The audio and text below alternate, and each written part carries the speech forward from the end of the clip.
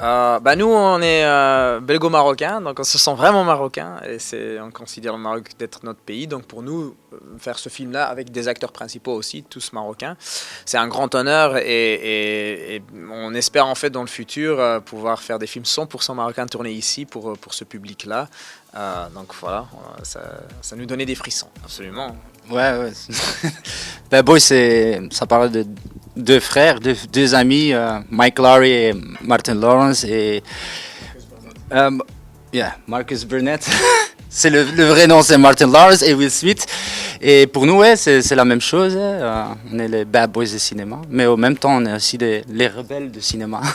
En fait, le cinéma, c'est toujours le travail d'équipe. Donc, on voit les réalisateurs, en général, on voit un seul réalisateur et parfois les gens trouvent ça bizarre qu'on est à deux. Mais en fait, pour nous, on se voit pas comme deux réalisateurs, on se voit vraiment comme une équipe de foot où il y a tout le monde qui fait partie de cette équipe-là, qui ont leur force et toutes leurs capacités. Donc, pour nous, il y a nous deux, mais il y a aussi le caméraman, il y a les gens du son, les effets spéciaux, le décor et tous ensemble.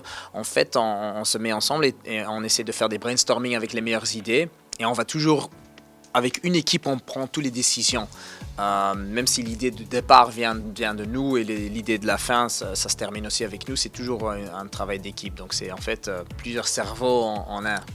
On connaît bien sûr El Grande Toto. Donc un jour on voudrait bien collaborer à un projet avec lui et la scène musicale du hip-hop au Maroc est en train d'exploser. Il y a une nouvelle génération d'artistes et nous, quand on écrit nos films, on écoute tout le temps de la musique. Donc le projet qu'on fera, Inch'Allah, au Maroc, ça sera un projet très très musical.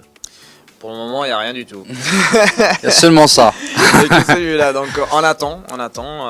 Donc c'est bien d'avoir un peu une pause parce qu'on a fait tellement de choses en peu de temps. On a fait Miss Marvel, on a fait La Bonne Terre sur Netflix. Donc maintenant, on se focalise sur Rebelle et après on verra. Malgré le fait que c'est sans précédent, en tout cas sans précédent à ce niveau-là, c'est jamais arrivé, on ne savait même pas que c'était une possibilité.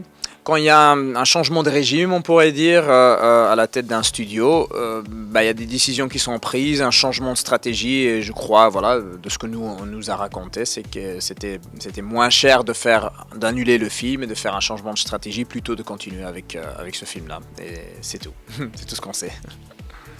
Merci à vous, shukran.